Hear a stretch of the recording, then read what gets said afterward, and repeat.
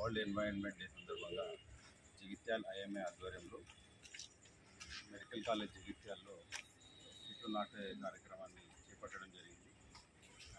అందులో భాగంగా నేను మరియు వైస్ ప్రిన్సిపల్ గారు, faculty, IMA president, secretary, IMA సభ్యులు కూడా పాల్గొనడం జరిగింది. ఇది చాలా బృహత్తరమైన కార్యక్రమం. ఎందుకంటే గతంలో కూడా మనము పెద్ద ఎత్తున గవర్నమెంట్ ఆఫ్ తెలంగాణ ద్వారా కూడా చెట్లు నాటడం జరిగింది. ఇది మంచి కార్యక్రమం. ఎందుకంటే ఇప్పుడున్న పరిస్థితుల్లో ఏదైతే ఎన్వైరన్మెంటల్ చేంజెస్ వచ్చి మనకు సడన్గా వానలు రావడం, సడన్గా టెంపరేచర్ చేంజెస్ రావడం, అకాల వర్షాలు పడడము, లేకుంటే అతిగా టెంపరేచర్స్ ఉండడము జరుగుతుంది. కాబట్టి పెద్ద ఎత్తున చెట్లు ఉండడం వల్ల మనకేంటంటే ఆక్సిజన్ అందడమే కాకుండా ప్రకృతిలో బ్యాలెన్స్ స్టేట్ ఉంటుంది. కాబట్టి ఈ కార్యక్రమం చేపట్టిన ఐఎంఏ మెంబర్స్ కూడా, ప్రెసిడెంట్, సెక్రటరీ కూడా కృతజ్ఞతలు తెలుపుతూ ఇట్లాంటి కార్యక్రమాలు కూడా భవిష్యత్తులో కూడా చేపట్టాలని సెలవు తీసుకుంటున్నా. Thank you very much. ఈ June 5th world environment day సందర్భంగా మా ఐఎంఏ జగిత్యాల తరపున మెడికల్ కాలేజీలో చెట్లు నాటే కార్యక్రమాన్ని చేపట్టడం జరిగింది. ఇప్పుడున్న పరిస్థితుల్లో ఈ కాలుష్యము మరియు పాపులేషన్ పెరిగిపోవడము, ప్రతి ఒక్కరు చెట్లు కొట్టేస్తున్నా ఉంటే మనకు ఆక్సిజన్ అందకుండా పోతుంది. మరి వాతావరణ సమతుల్యత కూడా దెబ్బతింటుంది. వర్షాలు లేకుండా చాలా ప్రాబ్లం అవుతుంది. సో ప్రతి ఒక్కరూ వాళ్ళ కర్తవ్యంగా, తన వంతు కర్తవ్యంగా ప్రతి ఒక్కరూ తన జీవిత కాలంలో అట్లీస్ట్ ఒక 10 చెట్లు నాటితే చాలా ఉపయుక్తంగా ఉంటుంది. ఆ సామాజిక స్పృహతోనే మేము ఈ చెట్లు నాటే కార్యక్రమాన్ని చేపట్టడం జరిగింది. ఇంతకుముందు కూడా ఐఎంఏ తరఫున చాలా చెట్లు నాటడం జరిగింది. ఐఎంఏ రోడ్లో మరియు కొన్ని పాత బస్ స్టాండ్లో, కొత్త బస్ స్టాండ్లో కూడా చెట్లు నాటే కార్యక్రమం చేశాము. ఈవెన్ లాస్ట్ గవర్నమెంట్ కూడా ఈ చెట్లు నాటే కార్యక్రమాన్ని చాలా విరివిగా కొనసాగించింది. ప్రతి సంవత్సరము చెట్లు నాటే కార్యక్రమాన్ని చేసింది. సో ఈ వరల్డ్ ఎన్విరాన్మెంట్ డే సందర్భంగా మా ఐఎంఏ జగిత్యాల సామాజిక సేవలో భాగంగా ఈ చెట్లు నాటే కార్యక్రమాన్ని మేము మెడికల్ కాలేజీలో చేపట్టడం జరిగింది. ఈ చెట్లు నాటడం కాకుండా దీన్ని కాపాడడం కూడా చాలా ముఖ్యము. సో దీన్ని మెడికల్ కాలేజీ వాళ్ళు కాపాడగలరని మేము ఆశిస్తున్నాము. సో ఈ కార్యక్రమానికి మా ఐఎంఏ తరఫున మా సభ్యులందరూ మరియు మెడికల్ కాలేజ్ తరఫున అటెండ్ అయిన సూపరింటెండెంట్ గారు మరియు వైస్ ప్రిన్సిపల్ గారికి కృతజ్ఞతలు తెలుపుతున్నాను. Thank you. అందరికీ ప్రపంచ పర్యావరణ దినోత్సవ శుభాకాంక్షలు.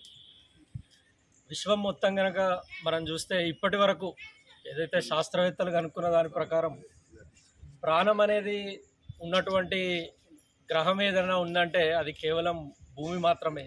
కాబట్టి ఆ భూమి మీద మనము పుట్టడము అదంతా కూడా మన అదృష్టము. కాబట్టి ఈ భూమిని ఏదైతే ఈ పర్యావరణం ఉందో, మొక్కలు కావచ్చు, అదేవిధంగా నీరు కావచ్చు, గాలి కావచ్చు, ఇవన్నీ కూడా పర్యావరణంలో భాగమే.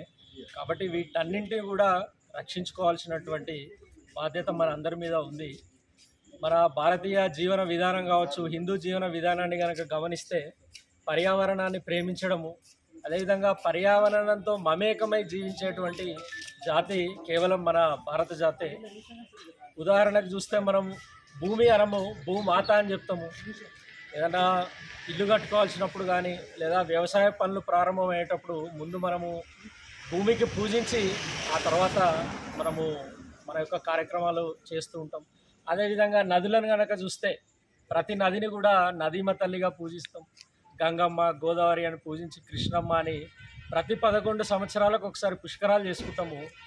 దాని అంతర్యం ఏంటంటే మనము ఆ నదులను అన్నింటినీ కూడా చాలా పవిత్రంగా మనం కాపాడుకోవాలి అని చెప్పేసి ఒక భావనని జనాలలో జాగృతం చేయడం కోసం అనాది కాలం నుండి కూడా మన పూర్వీకులు ఒక బృహత్తరమైనటువంటి కార్యక్రమాన్ని చేయడం జరిగింది. అదేవిధంగా చెట్లను, తులసి మాతను పూజిస్తాం, వేప చెట్లు పూజిస్తాం. ఇట్లా పర్యావరణంలో ఉన్నటువంటి ప్రతి ఒక్కదాన్ని కూడా మనం పూజిస్తాం. కానీ మరి ఏదైతే మనిషి యొక్క ఆశ కావచ్చు, ఏదైతే అపరిమితమైనటువంటి కోరికలు కావచ్చు, దాని కారణంగా మొత్తం అడవులన్నీ కూడా అన్యాక్రాంతం అయిపోతున్నాయి. చెట్లు మొత్తం కూడా కొట్టేసి దాన్ని మొత్తం కూడా మనుషులు తమ అపరిమితమైనటువంటి కోరికలు తీర్చుకోవడం కోసము ఆ విధంగా చూస్తున్నారు. దానివల్ల వర్షాలు సరిగ్గా అకాల వర్షాలు, ఎండలు కొట్టే సమయంలో వర్షాలు పడుతున్నాయి, వర్షాలు కొట్టాల్సినటువంటి సమయంలో ఇట్లా ఎండలు వస్తున్నాయి. దీని కారణంగా ఏదైతే గ్రీన్ హౌస్ ఎఫెక్ట్ కారణంగా మరి మంచు కొండలు అన్నిటి కూడా కరిగిపోయి సముద్ర జలాల నీటి మట్టం పెరగడం కారణంగా ఒక 10-20 సంవత్సరాలలో దాదాపు ఇప్పుడు ఏదైతే చిన్న చిన్న ద్వీప దేశాలు ఉన్నాయో, ఒక మారిషస్ కావచ్చు లేదా మాల్దీవ్స్ కావచ్చు, మనం అందరం చూస్తున్నాము, కనుమరుగయ్యేటువంటి అవకాశం ఉంది అని చెప్పేసి మనం చూస్తున్నాం. కాబట్టి వాటిని అన్నిటినీ కాపాడుకోవాల్సినటువంటి బాధ్యత మనకు ఉన్నది. దీనికోసం మరి ఏ విధంగా కాపాడుకోవాలని చెప్పడం కోసం మన మాజీ ప్రధాని పివి నరసింహారావు గారు వారు ప్రధానమంత్రి ఉన్నప్పుడు బ్రెజిల్లో పృథ్వీ సమ్మేళనం జరిగింది.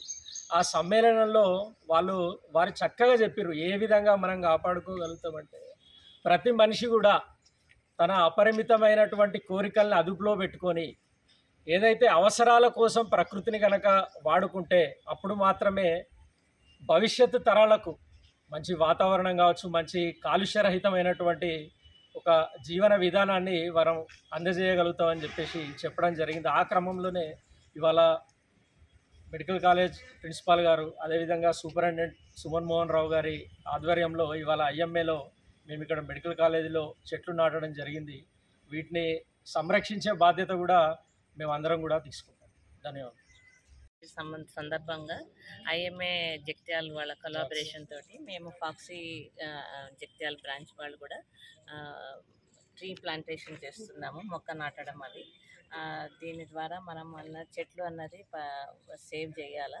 ఇప్పుడు రానున్న కాలంలో నెక్స్ట్ జనరేషన్కి మొత్తం బిల్డింగ్స్ ఇవన్నీ ఎక్కువైపోయి చెట్లు అన్నీ ఎక్కడ పడితే అక్కడ చెట్లు నరికేసి అన్ని మాల్స్ బిల్డింగ్స్ అన్నీ వచ్చేస్తున్నాయి.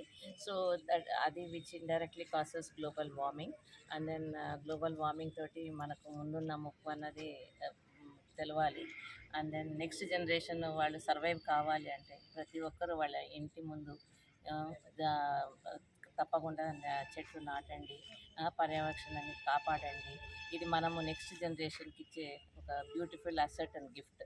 సో ఇది మనం పాటించి మళ్ళీ మన పిల్లలకు వాళ్ళకి సమాజానికి కూడా ఖచ్చితంగా చెట్లు అన్నది కొట్టకుండా ఎంత చెట్లు ప్రిజర్వ్ చేస్తే మనం అంత హ్యాపీగా మనం ఫ్యూచర్ లైఫ్ ఫ్యూచర్ జనరేషన్ మంచిగా ఉంటుందని అందరికీ విన్నవిస్తున్నాను.